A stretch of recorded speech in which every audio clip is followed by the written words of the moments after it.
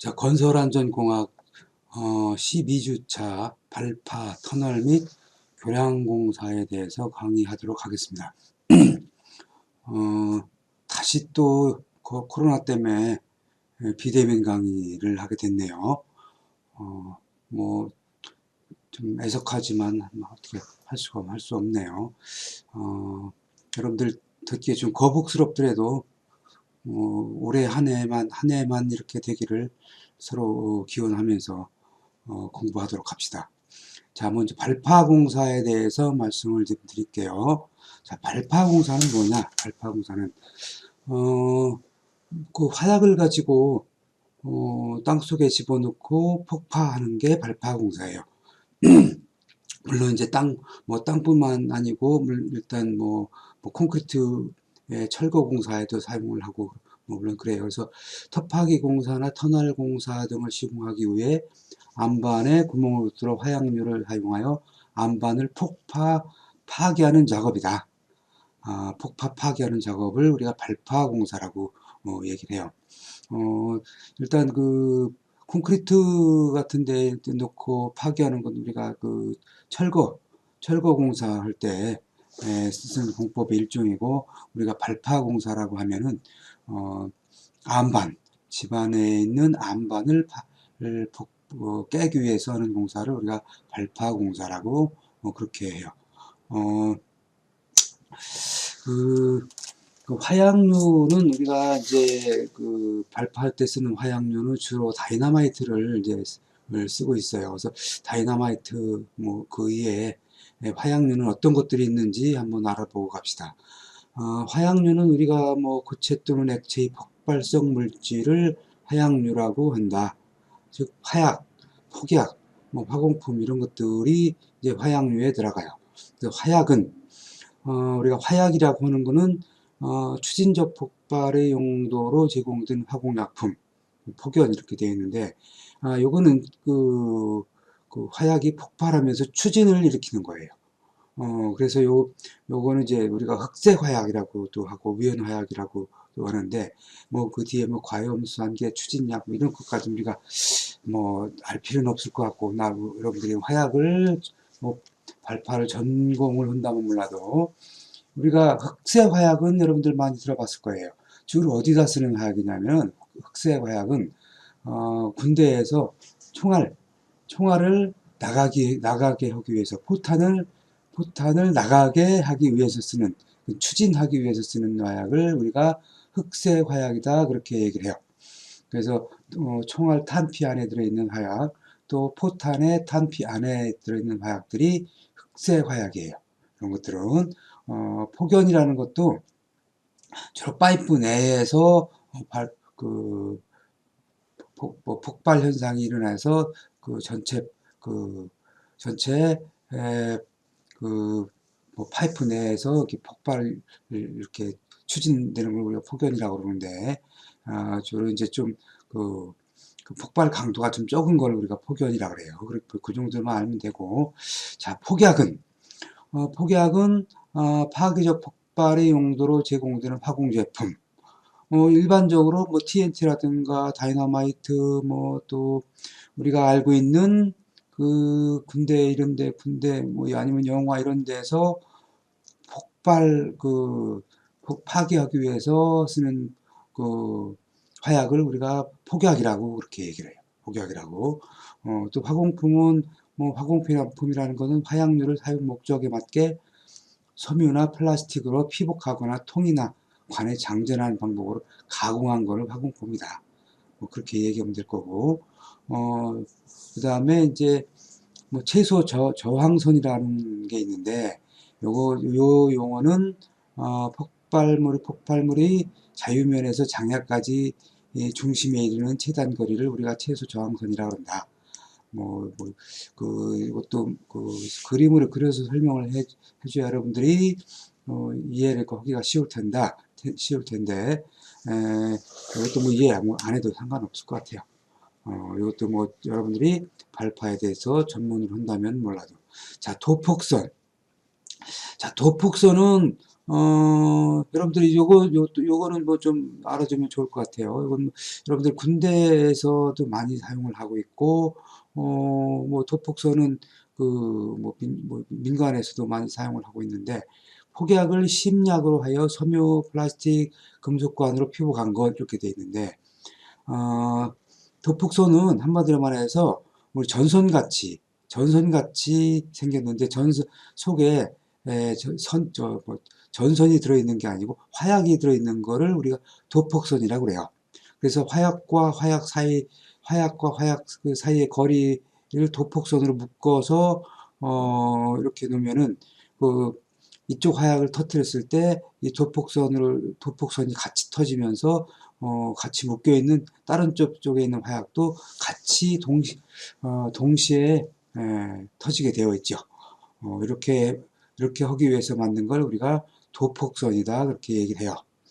그래서 이건 전선처럼 뭐 생겼다 이렇게 보시면 될 것 같아요. 그래서 예를 들어서 10m 뭐 10m 떨어진 곳에서 동시에 폭발을 해야 된다. 그럴 경우에 이렇게 내관을 안 쓰고 소폭선으로 이렇게 사용을 하기도 해요. 그 내관은 이제 그 전기 내관이 있고 일반 내관이 있죠. 일반 내관은 화약으로 이제 화약심 그 심으로 이제 또 연결이 돼서 우리가 그 보는 그 담뱃불 붙이듯이 내관 선에 불 붙이면 이제 그게 타들어가서 내관이 폭발하면서 내관에 있는 폭약을 폭발시키는 역할을 하는 거고, 전기내관은 전기적인 그런 충격으로 금속체 관체 기폭약과 첨장약을 채워넣고 전기 점화 장치를 장착하고 있어요. 그 전기 점화 장치를 그 내관에 전기 전선을 연결해서 전기 점화 장치로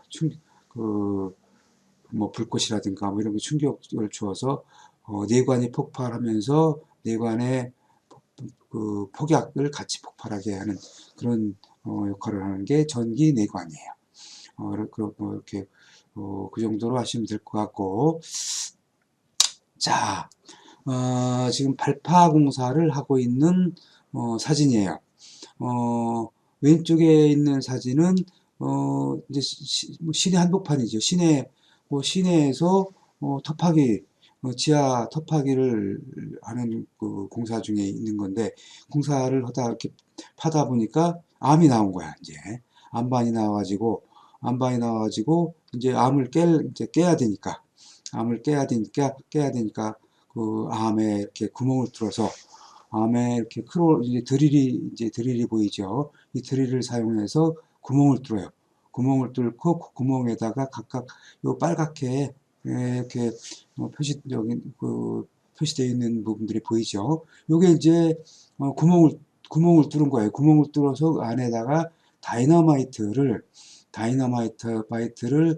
장약을 하고 내관을 거기에 이제 전기 내관을 설치한 다음에 여기 이제 모래로 이렇게 그 막은 거예요. 빨갛게 여기 이제 막은 거야. 그 구멍을 막고 그 근로자 뒤에 보이는 요게 이제 그 타이어라든가 이걸로 만든 그 덮개인데 이걸 덮고 난 다음에 폭약을 터트려요.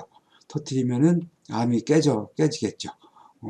암이 깨지는데 이제 시내다 보니까 옆에 바로 아파트도 보이고 그러죠.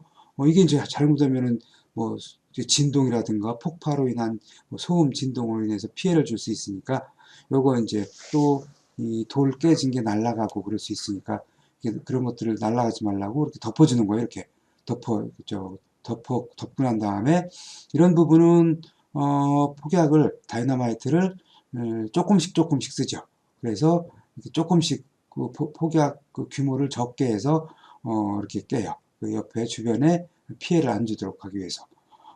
이렇게 이제 그 암을 깨는 작업을 하는 거고, 지하 터파기 시에. 그 다음에 이제 우측에 이렇게, 폭파되는 장면이 보이죠. 이거는 이제 대규모, 주변에, 민가라든가 시설물이 없을 때, 여기 좀 크게 그 대규모로 폭발해도 피해가 없을 때, 저 멀리 이제 차량들이 보이죠. 근데 여기서 폭발해서 거기까지 피해는 안 간다, 이렇게 이제 그렇게 판단하고 이렇게 폭발을 시키는 것 같아요. 이런 데는 이제 더 깊게 파서 더 깊게 구멍을 뚫어서 폭약의 양도 많이 넣고 해서 한 번에 많은 양을 깨는, 폭파시키는 이제 그런 작업을 하는 거죠. 자, 그러면 폭약은 폭약으로 쓰이는 화약이 아니고 폭약이에요. 이건 우리가 백색 화약이라고도 하는데, 이건 폭약의 종류는 어떤 것들이 있느냐. 이 ANFO, FO, 초유 폭약, 이런 거 있는, 이런 것들이 있는데, 이런 거는 이제 채석장에서 많이 쓰고, 현장에서 가장 많이 사용하는 거는, 다이너마이트죠. 다이너마이트는 여러분들 잘 알다시피, 이거는 이제 그 스웨덴의 노벨이란 사람이, 이거를 이제 만들었죠. 네, 그 노벨이라는 사람이 만들어서 노벨이 다이너마이트를 만들어서 번 돈을 가지고 노벨상이라는 걸 만들어서 지금도 해마다 전 세계적으로 각 분야에서 업적을 세운 사람을 한테 노벨상을 주죠. 노벨이라는 사람이 만든 거예요. 다이너마이트는. 다이너마이트는 NG라고 써 있죠. NG가 니트로 그리세린을 NG라고 이렇게 표기한 거예요. 이 니트로 그리세린은 액체로 되어 있는데 이거를 규조토에 흡수시킨 거예요. 니트로 그리세린은 굉장히 폭발력이 굉장히 아주 커요. 크다 보니까 이거를 좀 약화시키기 위해서 또 보관도 이렇게 잘 하고 할 수 있게끔 하기 위해서 규조토, 그러니까 점토질 흙이죠. 규조토에 이걸 흡수시킨 거를 우리가 다이너마이트다, 그렇게 얘기를 해요. 그래서 폭약 중에서는 요 다이너마이트가 폭발력이 조금 그래도 적은 편이에요. 좀 안전하게 하다 보니까. 그래서 우리가 군대에서 쓰는 TNT라는 폭약이 있는데, TNT라는 폭약이 있는데, TNT의 폭발력을 1로 했을 때, 이 다이너마이트는 한 0.92 정도의 폭발력을 나타내고 있어요. 그래서 TNT보다는 좀 적다. 그렇게 여러분들이 이해를 하시면 되겠고, 또 이제 그 슬러리 폭약이라는 것도 있고, 그 다음에 카리트라는 것도 있고, 과염조산, 무기염류 이걸 가지고 카리트를 만들어서 이것도 채석장에 많이 쓰네요. 또 초안 폭약도 쓰는 분이더라고요. 그래서 질산암모늄하고 니트로그리세린, 요게 이제 그런 것들을 섞어서 만든 거다. 그다음에 안몬 폭약, 이런 폭약들이 있어요. 그리고 이제 아까 얘기했듯이 TNT계 폭약은 군대에서 쓰는 폭약으로서 TNT 폭약이 있고, 군대 얘기 나왔으니까. 근데 군대에서 주로 쓰는 폭약은 C4라는 폭약이 있어요. TNT가 폭약 강도가 1일 때 C4는 강도가 4 정도 나와요. 그 정도로 폭발력이 강해요. 그래서 군대에서 폭약을 쓰는 그런 폭약은 주로 이제 C4 폭약을 많이 사용을 해요. 이제 그렇게 이해하시면 되고, 그 다음에 이제 아까 얘기한 니트로그리세린은 이게 굉장히 민감한 화약이다 보니까 액체로 되어 있어서 외부 충격에 폭발하기 아주 쉬워서 운반 및 사용에 불편해요. 그래서 규조토하고 섞어서 다이너마이트를 만들었다. 이렇게 여러분들이 보시면 되겠고, 니트로셀룰로즈, 그 다음에 트리니트로톨루엔, 이게 이제 TNT고요. 이런 폭약 종류들이 있다. 이렇게 폭약 종류가 여러 가지가 있다. 그런 정도로만 여러분들이 좀 이해하면 될 것 같아요. 건설 현장에서 쓰는 폭약은 대부분 폭발 강도가 적은 다이너마이트를 쓰고 있다. 그 대신 이제 채석장, 돌을 깨서 그 돌을 그 이제 뭐 쇠석으로 만들거나 아니면 석재로 가공하기 위해서 쓰는 그 채석장에서는 뭐 일부 다른 뭐 암몬 뭐 폭약이라든가 뭐 이런 거 쓴다. 이렇게 여러분들이 그렇게 이해하시면 될 것 같아요. 자, 뭐 여러분들이 이제 이해하시다시피 이 폭약을 터뜨려서 이제 뭐 그 하는 거다 보니까 굉장히 위험하죠.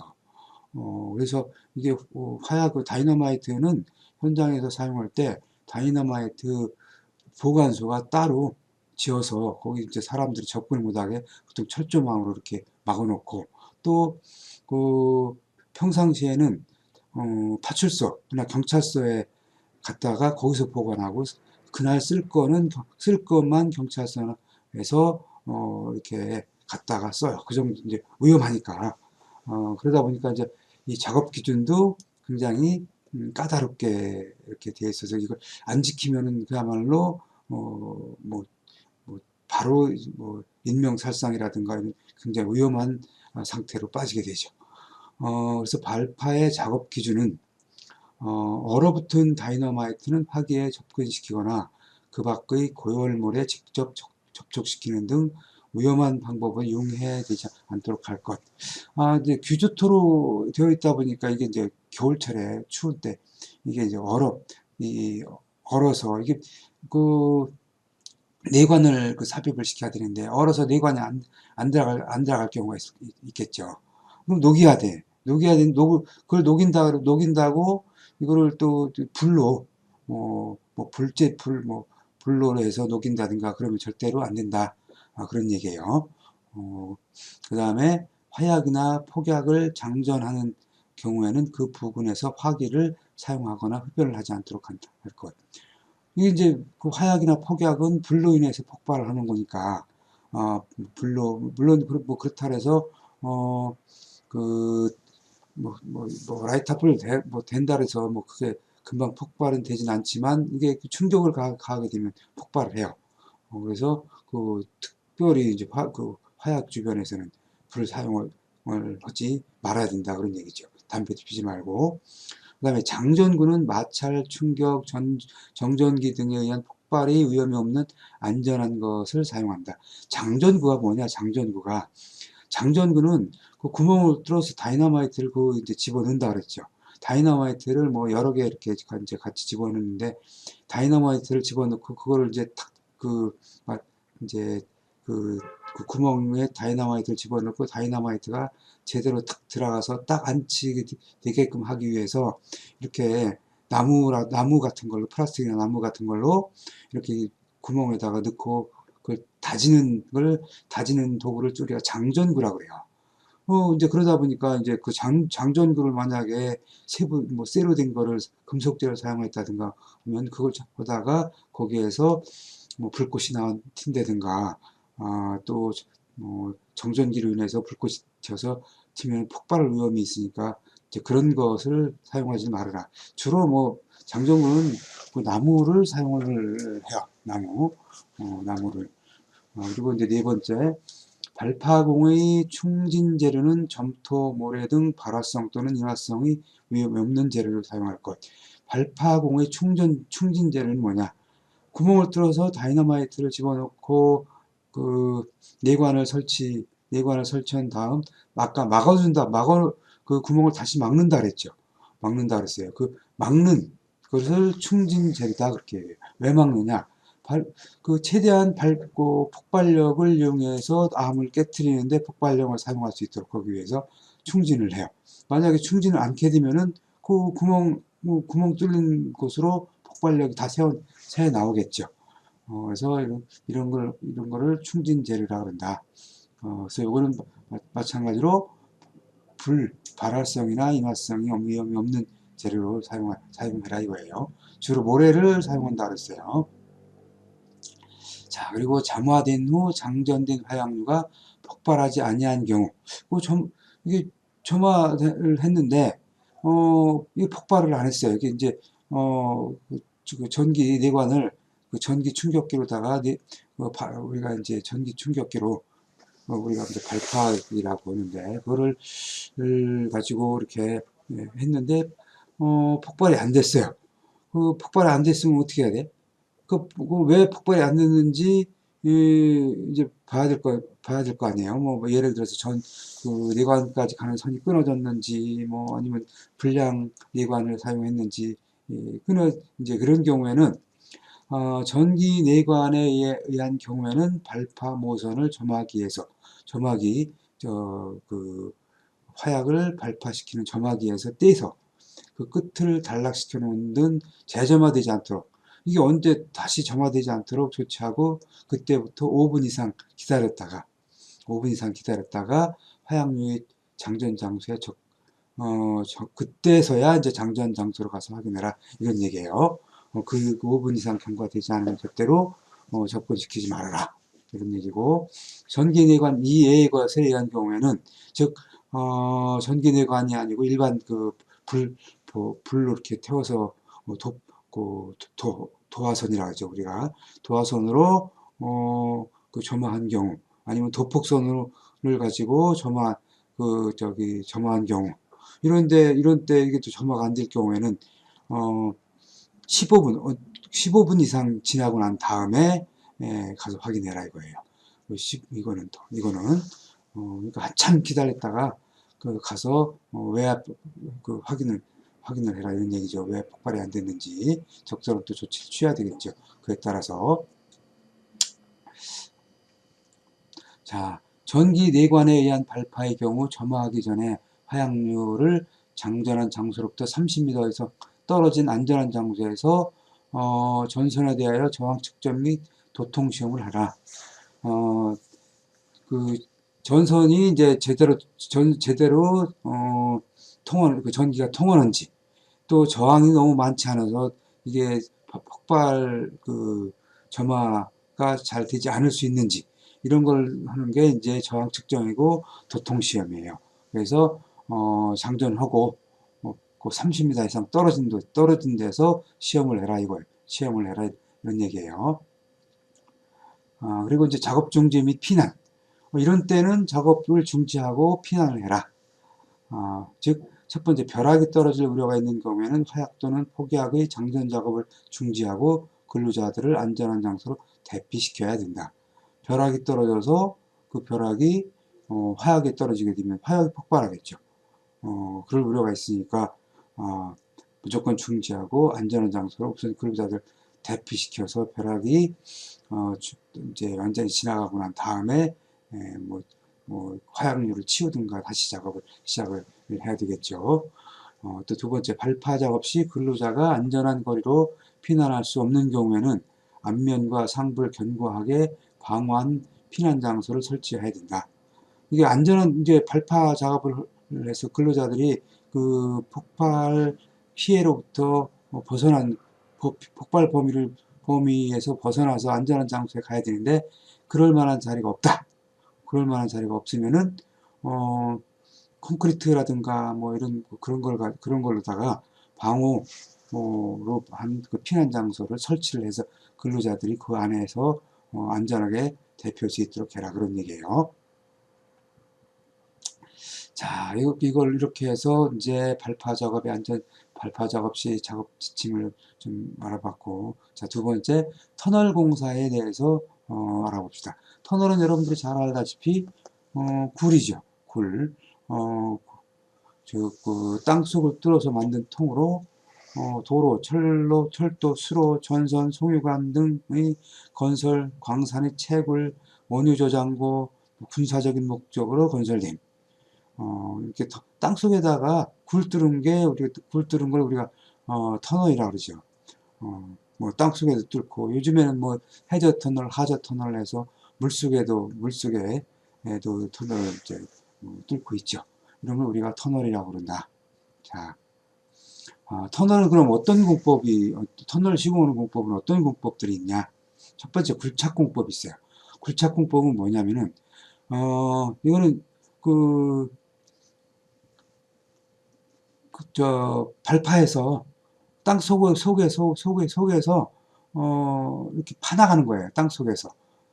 그래서 이런 걸 우리가 이제 NATM 공법과 TBM 공법이 있는데, NATM 공법은 우리가 이제 안반을, 땅 속에 있는 안반을 그 폭약으로 깨서 하나 그 땅 안반을 파나가면서 터널을 만드는 거예요. 지금 뭐 서울 시내 뭐 지하철이라든가 아니면 산 속에 산에다가 우리 고속도로 터널 많이 만들었죠. 이런 것들이 다 대부분 NATM 공법으로 시공을 한 거예요. 그리고 TBM 공법은 뭐냐? TBM 공법은 TBM이란 기계가 있어서 이 기계를 돌려서 그 기계 앞면에 공업용 다이너마이트 내진 그런 걸 부착을 해갖고 안반이라든가 이거를 깨 나가면서 나가는 거예요. 이걸 우리가 TBM 공법이다 그렇게 얘기를 해요. 그리고 이제 개착공법은 뭐냐? 개착공법은 지표로부터 개착으로 굴착하여 터널 단면을 구축하고 디메우는 공법. 즉 땅을 포크레인이나 굴착기로 파요. 땅 위에서 위에서 터널 깊이만큼 파요. 파서 거기에 이제 파고 난 다음에 콘크리트로 터널 구조물을 만들고 난 다음에 그 위에다가 흙을 다시 덮는 거야. 흙을 다시 덮어서 하는 그렇게 만드는 공법을 개착공법이다 그렇게 얘기하죠. 이 개착공법은 그러니까 깊이가 굉장히 얕겠죠. 깊이가 주로 시내 지하차도 지하차도라든가 또 이제 예전에 지하철 공사를 주로 개착공법으로 했어요. 그래서 2호선, 1호선이나 2호선 같은 경우는 개착공법으로 했기 때문에 도로 한가운데를 이제 파고 거기다가 이제 자동차들만 다닐 수 있게끔 복공판이라는 걸 깔아서 그 위에는 자동차를 다니고 밑에는 이제 복공판 밑에는 이렇게 흙을 파내서 거기다가 이제 콘크리트로 이렇게 그 지하철 시설을 설치를 했어요. 이런 거를 우리가 개착공법이다 이렇게 얘기를 해요. 이거를 그리고 이제 실드 공법이라는 게 있는데 실드 공법은 이거는 이제 이런 큰 터널에 이제 주로 사용은 주로 않고 이거는 이제 그 전선이라든가 뭐 가스관이라든가 상수도관을 설치하기 위해서 공동구를 이제 지하에 공동구를 시설할 때 이제 주로 사용을 하고 이건 조그맣죠. 그래서 이거는 한쪽 터널을 터널을 공사하는 시점에다가 이제 콘크리트라든가 이런 거를 구조물을 설치하고 거기다가 이제 이 쉴드 터널을 만드는 기계를 이제 놓은 다음에 콘크리트 시설에다가 놓고 잭이라든가 이런 걸로 그냥 밀어 넣는 거예요. 밀어 넣으면서 터널을 뚫는 방법인데 이제 그러다 보니까 이거는 암이라든가 이런 부분이 있으면은 작업하기가 굉장히 어렵죠. 어렵죠. 그래서 주로 이제 연약 집안, 뻘이라든가 아니면 연약 집안에 이런 데서 그냥 이렇게 하나 이제 굴진시키면서 바로 뒤에 구조물을 설치하고 이런 방법으로 해서 터널을 뚫어 나가는 걸 우리가 쉴드 공법이다 이렇게 얘기하죠. 이런데 이 쉴드 공법으로 이제 설치하는 부분은 대부분 한 2m 내지 2m 이내죠. 주로 이렇게 조그만 터널들을 우리가 쉴드 공법이다 이렇게 얘기를 해요. 자, 그 다음에 자만 공법이다 해서 케이슨 공법이다. 이건 케이슨 공법이다 이렇게 얘기를 하는데 이거는 이제 터널 구조물을 지상에서 사각형으로 된 터널 구조물을 지상에서 콘크리트로 만들어요. 만들고 또 해저나 바다 밑이나 이제 강 밑을 이제 장비로 판판하게 골라서 거기다 이제 자갈이라든가 이런 걸 깔아서 단단하게 이렇게 단단하게 만들고 난 다음에 거기다가 바로 케이슨을 하나하나 연결시키는 것, 연결시켜서 터널을 만드는, 즉 하저 터널, 해저 터널을 할 때 하는 공법을 우리가 케이슨 공법이다 이렇게 돼요. 그다음에 이제 침매 공법이라는 게 있는데, 침매 공법도 결국 이제 해저 터널이나 하저 터널에 설치하는 건데, 즉 하저나 해저의 트렌치라는 건 또랑이라고 했어요. 이게 또 트렌치를 만들어 가지고 그 박스 컬버트라는 걸 한 줄로 매설해서 터널을 구축한다. 그러니까 요거는 이제 하저나 해저에 이제 좀 묻는 거죠. 침매 공법은. 여기 이제 우리나라의 침매 과거대교 거제도에서 부산 연결하는 데 이제 이런 침매 공법으로 터널을 바다에다가 해저 터널을 설치를 한 게 있어요. 자, 요 사진이 NATM 공법을 시공하는 사진이에요. 즉, 상부에 이제 좌측 상부에 있는 사진이 이 근로자들이 이제 구멍을 뚫는 이 암에다가 이제 그 화약으로 암에다가 폭약을 넣고 발파하기 위해서 구멍을 이제 뚫고 이제 그 화약을 장전하는 모습이겠죠. 그 밑에 보면은 이런 돌들이 암이 이제 뭐 폭발력에 의해서 깨져가지고 떨어져 나왔죠. 그럼 요 떨어진 돌덩어리들, 암을 이제 그 덤프 트럭들이 이 안에서 이걸 이제 밖으로 이제 이걸 끄집어내서 이제 그 위로 지상으로 끌어올려서 이제 갖다 버리죠. 이렇게 계속 이렇게 작업을 하는 거예요. 그래서 요게 이제 다 끝나면은 요 이제 지금 여기 보면은 아치 형식으로 된 그 구조물이 있어요. 요거 이제 무너지지 말라고 요 이제 안반들이 깨고 난 뒤에 부속들이 이렇게 이런 이 터널 천정에 이런 부속들이 이제 있다가 언제 이제 떨어져 나오고 그러니까 이제 그러지 못하도록 하기 위해서 이렇게 그 아치로 된 그 철골로 된 그 구조물이 있어요. 이거를 갖다 보강을 하고 그다음에 숏크리트라고 하는 걸 시멘트하고 약품을 섞은 숏크리트로 여기 이제 다 덮어줘요. 이걸 이제 다 도포를 해서 이렇게 그 암 표면을 숏크리트로 이제 덮어줘요.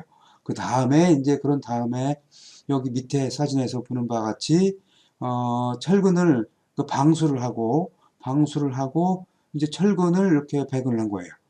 터널 콘크리트 타설하기 위해서 철근을 배근을 하고 그 터널 거푸집을 설치해서 콘크리트를 타설하면 우리가 그 보는 터널이 이제 그렇게 해서 만들어지는 거예요. 요걸 이제 우리가 NATM 공법이다. 이렇게 얘기를 해요. 이렇게 하는 거를. 그래서 이거는 NATM 공법은 무엇보다도 이 암이 이렇게 깨나갔을 때 암이 이게 무너지지 않을 만큼 단단해야 돼요. 단단하지 않으면 이렇게 발파해서 깨나갔을 때 이 터널 자체가 붕괴가 될 수가 있어가지고 그래서 요 NATM 공법이라든가 이런 공법 쓸 때는 아주 암이 단단한 집안 조사를 해서 암이 굉장히 단단한 곳까지 곳에서 이렇게 터널 작업을 해요. 그래서 이제 여러분들 뭐 지하철 최근에 서울 시내 같은 경우 지하철을 타보면은 굉장히 깊게 들어가 있죠. 뭐 에스컬레이터 한참 타고 내려가야 되고 뭐 이제 뭐 그렇기 때문에 그런 것들도 때문에 그런 영향도 있어요. 굉장히 깊게 들어가서 이렇게 터널을 만들어야 돼요. 이런 그 단단한 암까지 내려가야 되기 때문에 물론 이제 암이 단단하다 보니까 뭐 그걸 깨내고 뭐 이런 작업하기에는 좀 뭐 시간이 많이 걸리겠지만 그래도 그만큼 안전하니까 이 암 자체가 힘을 받아줘야 되니까 이제 그렇게 시공을 하고 있어요. 자, 이제 지금 좌측 상부에 있는 요 장비가 TBM 장비라고 하는 거예요. TBM 장비. TBM으로 이렇게 저게 돌아가면서 동그랗게 암을 깨면서 구멍을 뚫는 거예요. 여기 이제 TBM 공법을 써서 구멍을 이제 터널을 뚫는 거예요. 주로 이제 뭐 이것도 철로 자동차 도로 내기는 좀 폭이 좀 적네 보니까 뭐 지하철 현장 같아요. 사진상으로 봐서. 그 밑에 보면은 요게 이제 그 밑에 보면은 요게 이제 침매 터널 공사 이제 한 거예요. 요 침매 터널 바다 이렇게 해서 그 바닷속 뭐 이제 이 그 강 밑에다가 이렇게 트렌치를 만들어서 하나하나 이제 이런 그 구조물을 시공해서 이 안으로 차들이 다니게끔 한 거를 우리가 침매 터널이다 그렇게 얘기를 해요.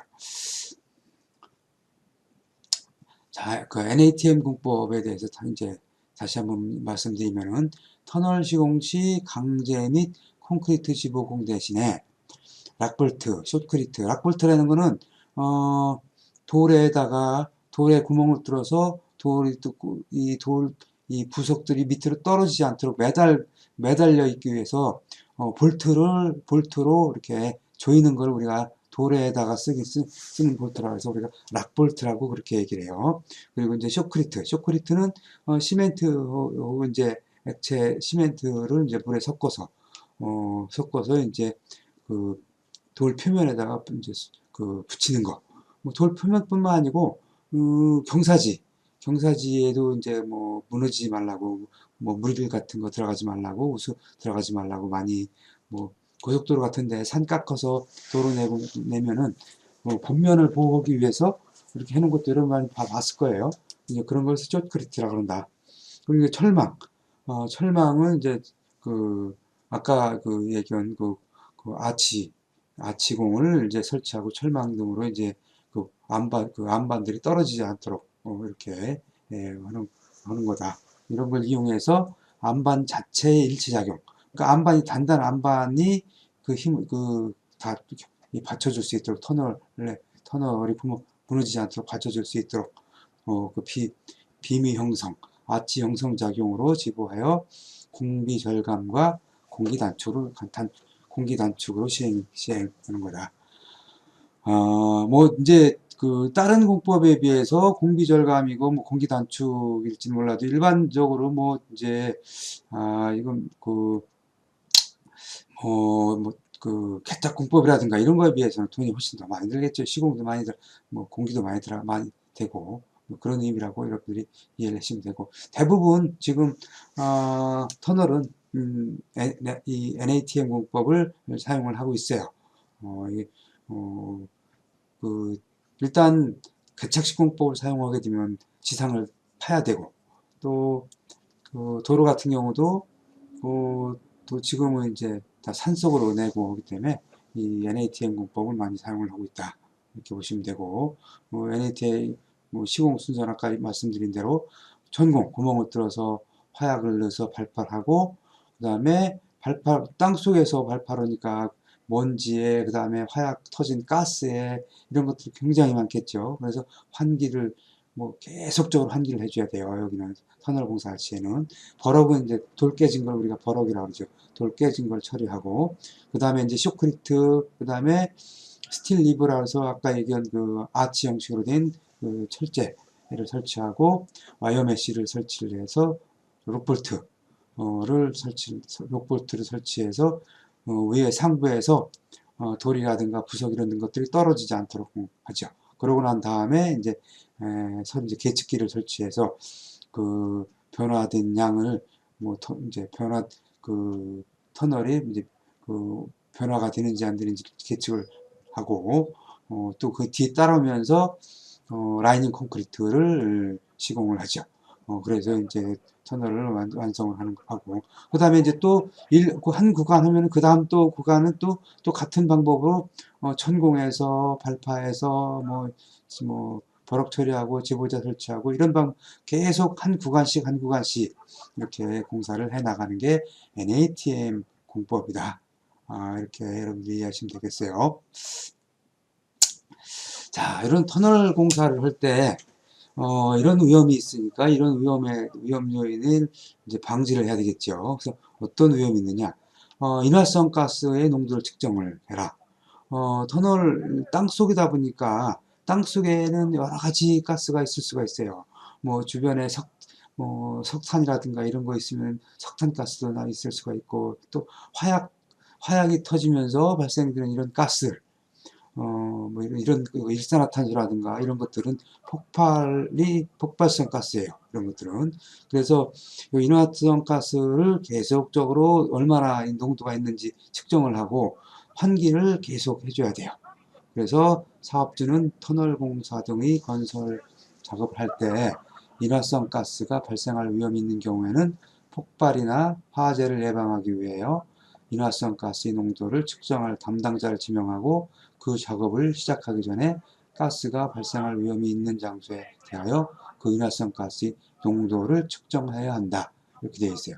지난번에 그 진접에서 지하철 공사하면서도 거기는 터널이 아니고 일단 뭐 터널 그 이제 뭐 기초 작업을 하기 위해서 깊이 이제 굴착을 하고 난 뒤에 LPG로 이제 절단 작업을 했는데 LPG 가스가 거기서 누설이 되면서 폭발 사고가 나서 근로자들이 몇 명 사망한 사고가 있었어요. 그러니까 터널에서 LPG라든가 우리가 공사를 하기 위해서 그런 것도 많이 사용을 하기 때문에 이런 인화성 가스들이 굉장히 그 누설이 되면은 이게 그 밖으로 빠져나가지를 못하기 때문에 아주 그 폭발 위험이 굉장히 커요. 그래서 아까도 얘기했듯이 계속적인 환기, 그다음에 농도를 측정해야 된다. 그리고 이제 두 번째, 사업주는 제1항에 따라 측정한 결과 인화성 가스가 있으면은 폭발이나 화재 발생할 위험이 있는 경우 바로 그 경보 장치를 설치해서 바로 이제 피해야 되겠죠. 근로자들을 피할 수 있도록 자동 경보 장치를 설치를 해야 된다.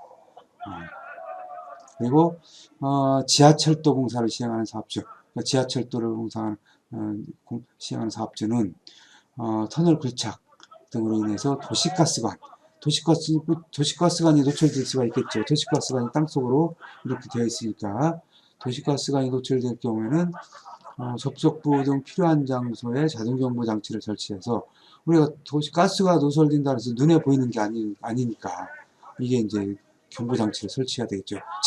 감지를 해서 바로 저거 할 수 있도록 경보를 할 수 있도록. 그리고 자동 경보 장치를 설치하고 도시가스 사업법에 따른 해당 도시가스 사업자와 합동으로 정기적으로 순위 점검을 해야 된다. 순위 점검을 해야 돼요. 그리고 네 번째, 사업자는 제2항 및 제3항에 따른 자동 경보 장치에 대하여 당일 작업 시작 전 다음 각 호의 사항을 점검하고 이상이 발견하면 즉시 보수해야 된다. 그 경보 장치가 고장이 혹시 났는지 뭐 이런 것들을 미리 점검해야 되겠죠. 그래서 계기 이상 유무, 검지부 이상 유무, 경보 장치 작동 상태를 점검을 하고 이상 있으면 즉시 보수를 해야 된다. 그런 얘기예요. 자, 그 다음에 낙반이 뭐냐? 낙반이 위에 천정에서 돌이 떨어지는 걸 우리가 낙반이라고 그래요. 낙반이라고 그래요. 그러니까 폭약을 이용해서 폭발을 했으니까 돌이 이제 땅 속에 있는 돌이니까 금이 가 있는 것도 있을 거고, 또 돌 자체가 약해서 많이 이제 깨져 있는 돌 같은 경우는 이게 밑에 구멍을 뚫으니까 그 위에 부분에서는 밑으로 이제 떨어지는 경우가 있겠죠. 이런 걸 우리가 낙반이라고 해요. 그 밑에 이제 사람이 있대 생각 그러면 그 돌덩어리에 맞으면 바로 중대재해로 연결이 되겠죠.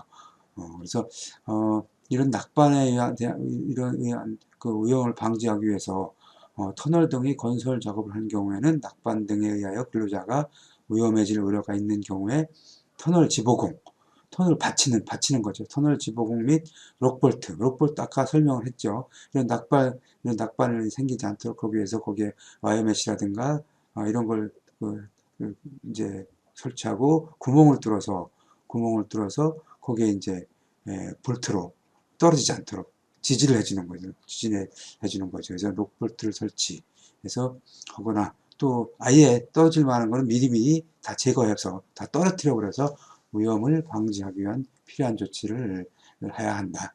이렇게 되어 있어요. 그리고 이제 출입구 부근 등의 이제 집안 붕괴에 의한 위험 방지. 출입구 부근은 특히 이 터널은 이 출입구 부근 공사할 때가 제일 위험해요. 그래서 여러분들 터널을 이렇게 지나가다 보면은 터널 입구에는 보면은 콘크리트로 흙막이처럼 이렇게 그 벽체를 세워 있는 걸 봤을 거예요. 아니면은 그 터널 구조물이 이 터널보다 앞에까지 쭉 빼놓은 거를 많이 봤을 거예요. 이게 이제 이 출입구 부분은 위에서 이제 뭐 낙반 사고라든가 아니면 토사라든가 이런 것들이 밀려 내려올 가능성이 아주 굉장히 많아요. 이런 집안이 붕괴될 위험이 굉장히 많아요. 터널 출입구는. 그래서 이런 터널 출입구에는 터널 등의 건설 작업을 할 때 터널 등의 출입구 부근의 집안의 붕괴나 토석의 낙하에 의하여 근로자가 위험해질 우려가 있는 경우 흙막이 지보공이나 방호망을 설치해서 여기 이제 떨어지지 않도록 해야 된다. 이런 얘기예요. 자, 시계 유지. 이 터널 속에는 아까도 얘기했지만 이 먼지, 가스 뭐 이런 것들이 굉장히 많이 있어요. 그래서 이 먼지가 하도 많아서 이렇게 이제 잘 안 보일 정도예요. 그리고 먼지가 많이 있어요.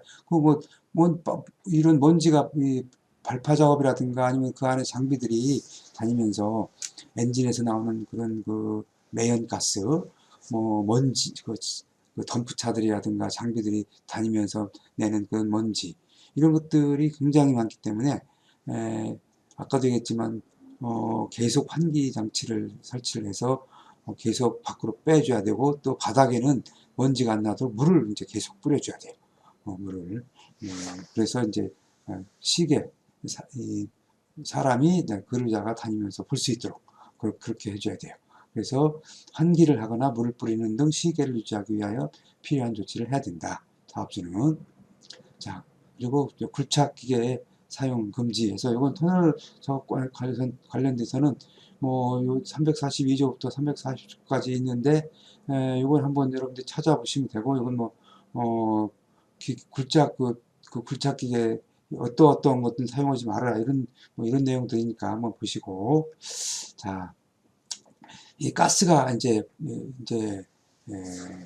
있으니까 가스 등을 이제 제거하기 위해서 이제 윤활성 가스라든가 뭐 이런 것들이 이제 또 이제 그 폭발이나 화재를 예방하기 위해서 그 환기 장치를 이제 해야 되겠죠. 또 아니면 중간중간에 또 구멍을 뚫어서 환기구를 뚫어서 그런 가스들을 밖으로 배출을 해야 되겠죠.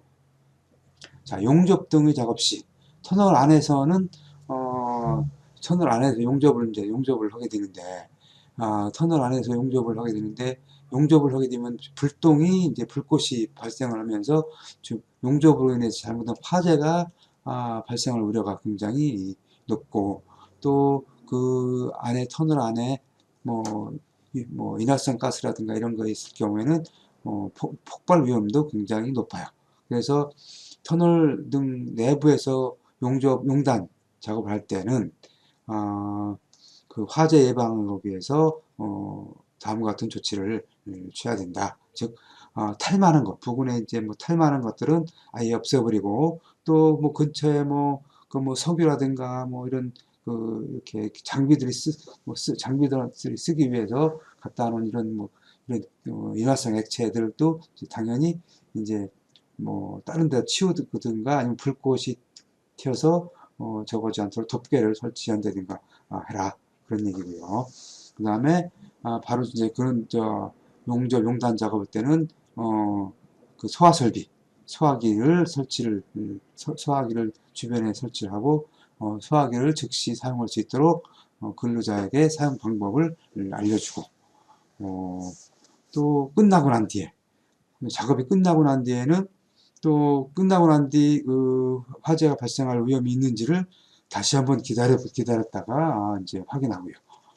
특히 용접불똥 같은 경우는 이제 굉장히 온도가 높기 때문에 용접 그 온도가 거의 한 3000도 가까이 돼서 이게 이제 어디 뭐 인화성 물질이 있다든가 이런데 박혀 있다가 이게 1시간이나 후에 다시 이렇게 발화가 되는 경우도 있어요. 그래서 반드시 용접하고 난 뒤에는 이제 그 시간을 더 이제 더 기다렸다가 혹시 화재 날 위험이 있는지 반드시 확인해 줘야 돼요. 터널뿐만 아니고 다른 데서도.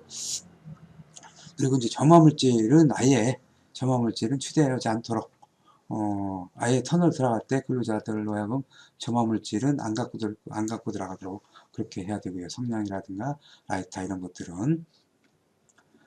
그리고 이제 방화 담당자를 이제 지정을 해서 수시로 이제 그 화기나 아크 사용 상황을 감시하고 뭐 용접이라든가 용단 작업할 때 이제 제대로 조치를 하고 있는지 감시하고 이상을 발견한 경우에는 즉시 필요한 조치를 하도록 하고, 또 이 작업이 끝나고 난 뒤에는 불찌꺼기가 있는지를 확인을 하도록 그렇게 해야 됩니다. 방화 담당자를 지정을 해서 이 터널이 아주 굉장히 여러 가지로 위험한 데가 터널이에요.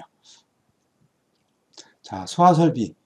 터널 작업의 경우에는 반드시 소화설비를 갖추도록 하고, 또 소화설비라 하면 이제 소화기를 얘기하죠. 소화기라든가 아니면 그 밖에 이제 뭐 소화전도, 뭐 필요하면 소화전도 있을 수가 있겠고, 또 특히 이제 이 화재가 저 배전반, 변압기, 차단기 등 설치하는 장소에서 많이 발생할 수 있어서 전기로 인해서 전기 합선이라든가 뭐 이런 걸로 인해 과전료라든가 이런 걸로 인해서 전기로 인해서 화재가 발생할 우려가 있기 때문에 이런 데는 반드시 소화 설비를 설치를 해야 된다 이런 얘기예요.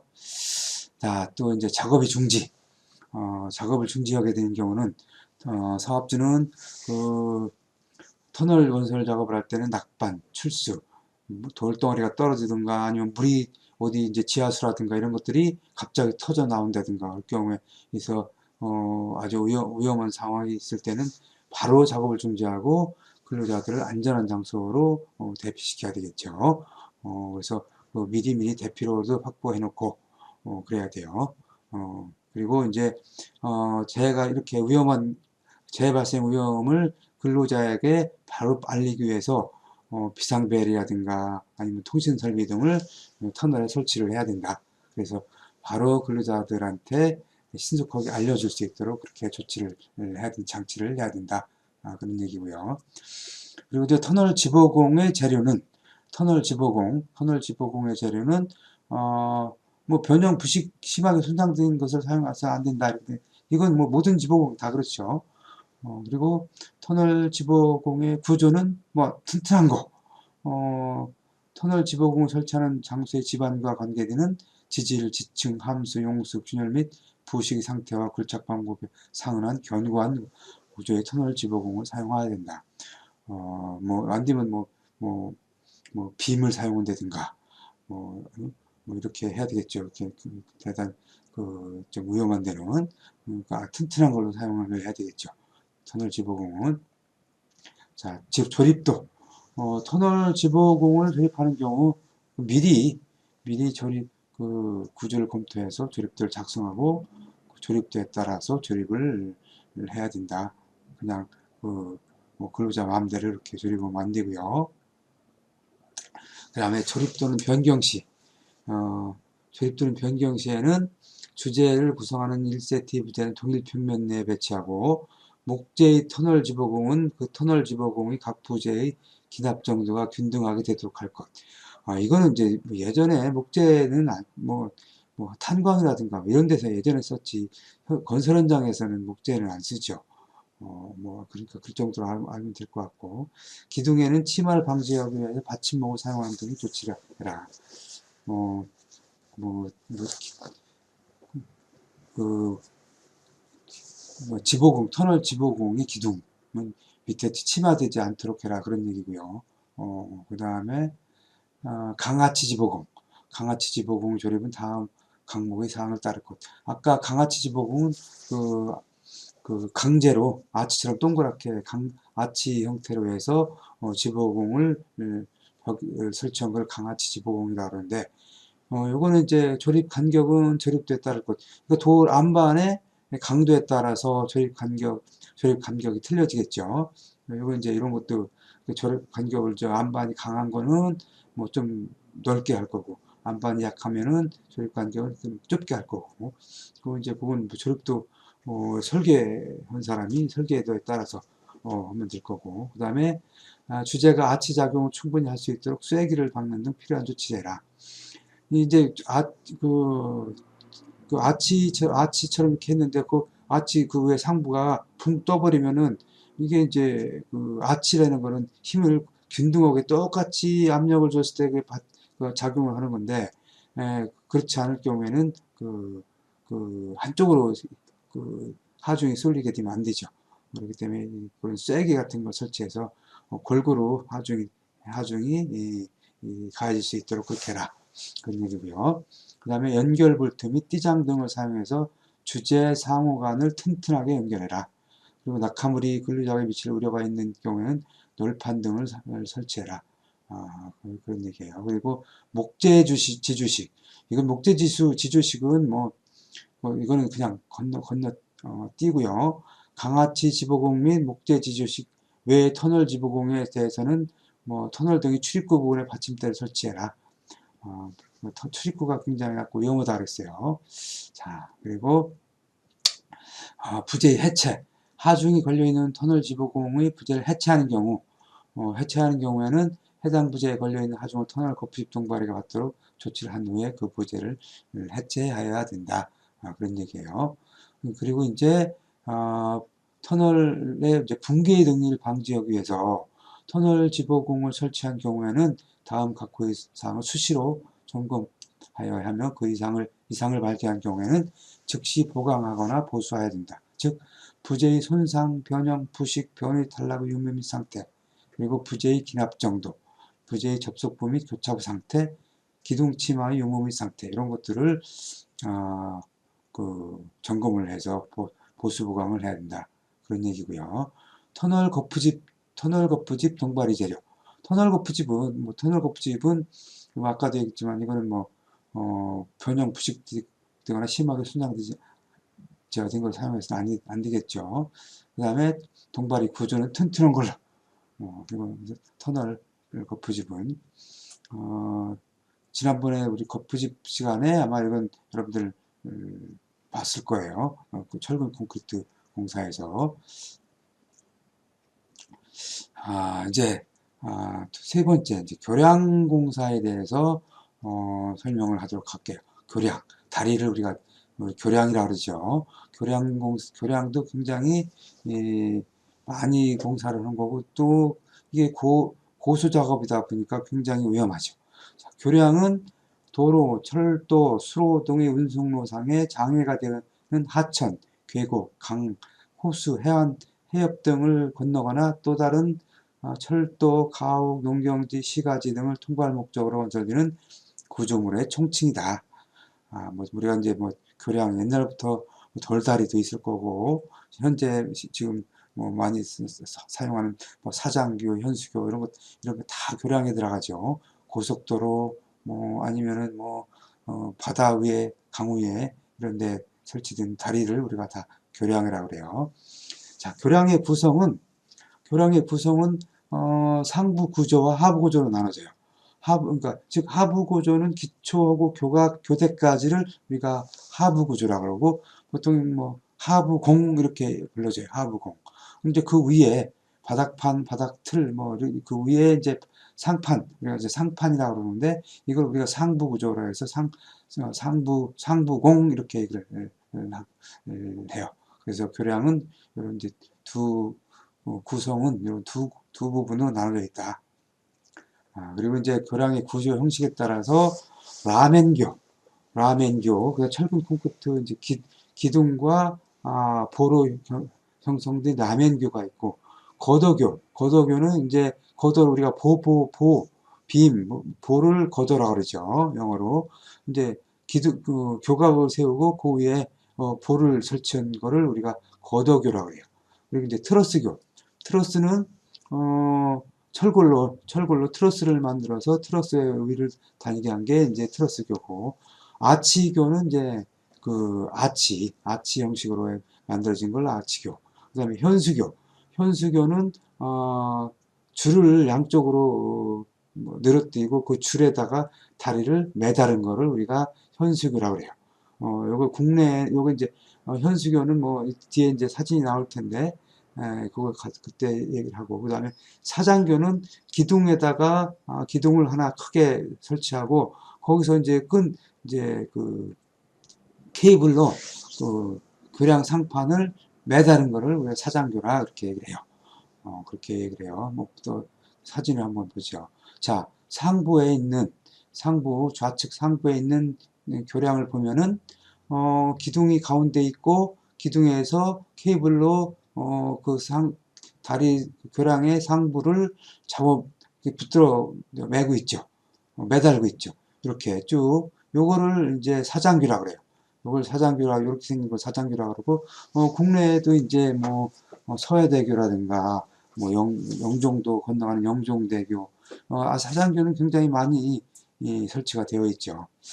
그리고 그 밑에 이제 우측의 하부에 있는 이런 다리는 이렇게 긴 기둥 두 군데에 놓고 긴 케이블을 설치하고 난 다음에 그 케이블에 이 다리를 매달고 있죠. 요걸 현수교라 그래요. 현수교. 이건 뭐 미국에 뭐 전 가보진 않았지만 미국 뭐 샌프란시스코인가요? 거기에 이제 금문교라고 이게 아마 그림이 금문교 그림 같은데 사진이 이런 걸 우리가 이제 현수교라고 얘기를 해요. 국내에는 요 현수교가 어디에 있느냐?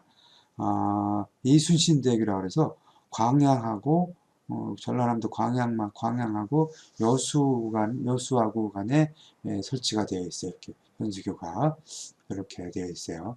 그 다음에 이제 이건 뭐 서울 그 한강에 가면 이런 다리 많이 있죠. 이렇게 철골로 이쪽 그 트러스로 이렇게 되어 있죠. 철골로. 이건 트러스교고 이 좌측 부분에 전면 부분은 요거보다도 요 밑에 그 그 우측 하부에 있는 사진이 요게 이제 거도교예요. 거도교. 이제 교각이 있고 교각 위에 이제 보를 설치를 해서 한 게 이제 이게 이런 걸 거도교라 그런다. 거도교.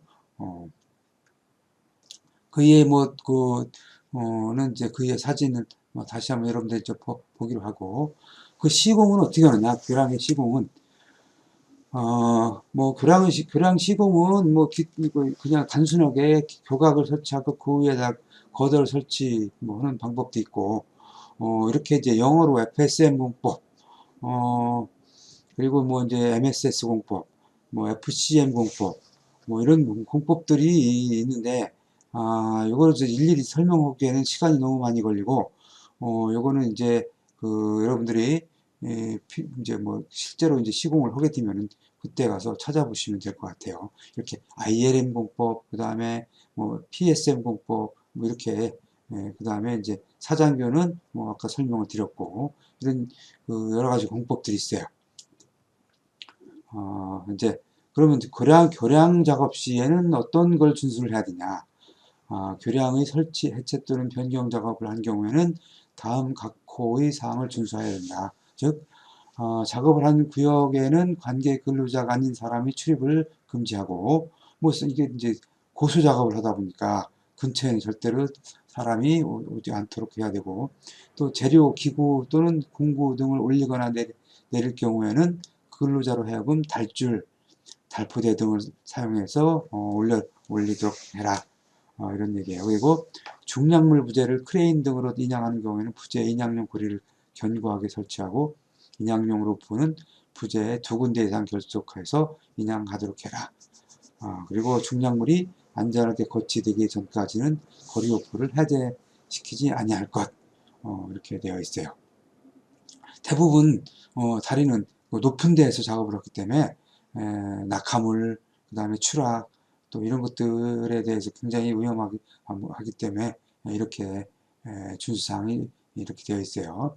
그리고 자재나 부재, 낙하, 전도 또는 붕괴 등에 의하여 근로자에게 위험의 위치를 우려가 있는 경우에는 출입 금지 구역 설정. 그러니까 그런 위험이 있는 데는 아예 근로자들이 못 가게, 또는 자재 또는 가설 시설이 좌굴 또는 변형을 방지하기 위한 보강제 등을 부착해라, 그런 얘기예요. 자, 이제 채석공사, 채석공사에 대해서 알아보도록 하죠. 채석공사라고 하는 거는 돌을 깨내는 거, 돌을 사용하기 위해서 돌을 이제 레미콘이라든가 아니면은 돌을 공사할 때 쓰기 위해서 그 쇠석을 만들기 위해서 돌을 채취하는 데를 우리가 채석장이다 이렇게 얘기하고, 이걸 채석공사다 이렇게 얘기해요. 그 채석장은 돌을 채취하기 위한 것.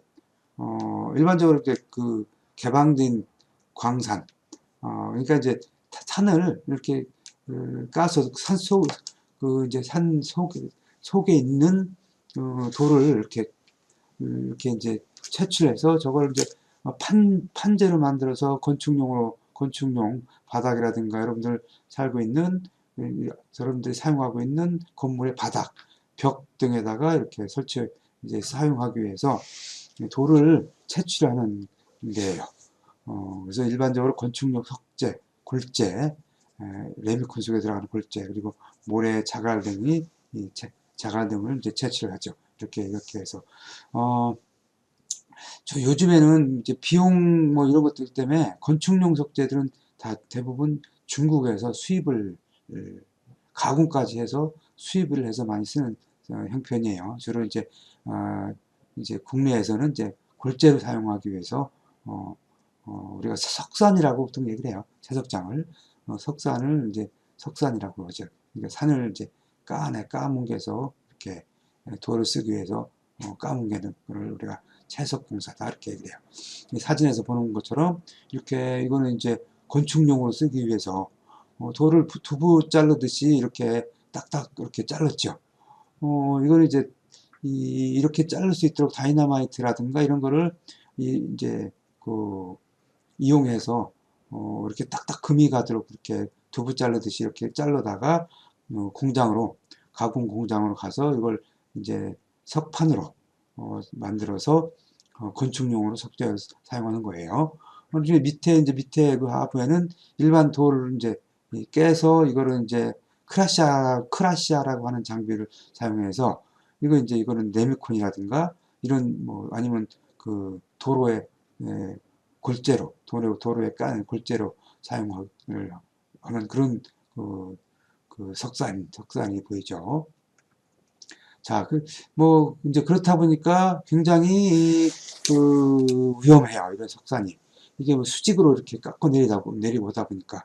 그래서 이제 이 집안이 붕괴될 위험이 이제 있는데, 이런 집안이 붕괴될 위험을 방지하기 위해서 채석 작업을 하는 경우, 이런 집안이 붕괴될 위험을 방지하기 위해서, 점검자를 지명을 하고, 당일 작업 시작 전에 작업 장소 및 그 주변 집안의 부석과 균열의 유무와 상태, 함수, 용수 등의 동결 상태 등의 변화를 점검을 해라. 즉, 점검자로 하여금 그날 작업을 해야 되는데 그날 작업할 장소에서 돌이라든가 이런 것들이 혹시라도 무너지지 만한 요소가 없는지 이런 걸 이제 점검을 하라는 얘기죠. 그리고 물이 나온다든가 이런 부분이 없는지 점검을 하라는 얘기고요. 점검자는 발파 장소와 그 주변의 부속 및 균열의 유무와 상태를 점검을 해서 그 부속 같은 것들이 쏟아져 내린다든가 또 이 집안이 붕괴되지 될 위험이 없는지를 점검을 하라는 얘기죠. 그리고 이제 그 집안의 붕괴, 토속의 비례 등으로 인한 근로자의 위험을 방지하기 위해서 인접한 그 옆에 있는 채석장에서의 그 발파, 시기, 부속 제거 작업 방법 등 필요한 사항에 관해서 그 옆에 채석장과 수시로 연락을 유지해서, 우리가 이제 이렇게 발파하려 한다. 니네 뭐 비켜라든가, 이런 그 연락 방법을 이렇게 취해야 되겠죠. 그 채석장이 굉장히 크니까, 이 한쪽에선 뭐 이렇게 돌 깨내고 또 이쪽도 돌 깨내고 이런 식으로 되어 있으니까 이런 데를 얘기를 하는 거예요. 또 이제 붕괴 등의 위험을 방지하기 위해서 붕괴 또는 낙하해에서 근로자를 위험하게 할 우려가 있는 토속, 인목이라는 건 나무요. 그 산에서 주로 이제 산에서 보기 때문에 그 산에 이제 나 있는 그런 나무들이 미리 제거하거나 방호망을 설치해서 근로자들한테 떨어지지 않도록 그 조치를 해라 이런 얘기예요. 그리고 이제 갱 내에서 채석 작업을 하는 경우, 갱 내에서 채석 작업을, 이건 뭐 터널의 작업에 준하면 되겠네요. 갱 내 같은 경우는 암석, 토사의 낙하 또는 측벽의 붕괴로 인하여서 근로자에게 위험이 발생할 우려가 있는 경우에는 통발 또는 버팀대를 설치한 후 천장을 아치형으로 하는 등 그 위험을 방지하기 위한 조치를 해야 된다. 이건 우리가 조금 전에 우리가 알아봤던 터널 작업 시의 작업 그 규칙을 준용을 하면 되겠어요. 자, 운행 경로 등의 주지. 채석 작업을 해서 돌을 이제 이제 실어야 되겠죠. 굴착 기계라든가 아니면 이제 덤프 트럭 이런 것들. 이제 그래서 그런 장비들이 운행을 하다가 근로자들을 충돌이라든가 이런 사고들이 안 나도록 미리 운행 경로 등을 알려주고 그 경로 등에 근로자가 들어가지 못하도록 하고 감시인을 배치를 하거나 작업 중임을 표시를 해야 된다. 그런 얘기예요. 자, 굴착기계 등의 유도. 굴착기계 이제 채석 작업을 하게 되면 이제 포크레인이라든가 지게차라든가 이런 것들이 왔다 갔다 하겠죠. 이런 경우에는 이제 마찬가지로 그 운행 경로라든가 또 감시인을 배치해서 유도를 해줘야 되겠죠. 그런 얘기고. 자, 이렇게 해서 이렇게 해서 이제 이제 이번 시간이 끝이 났어요. 끝이 났어요. 자꾸 넘어가 이게.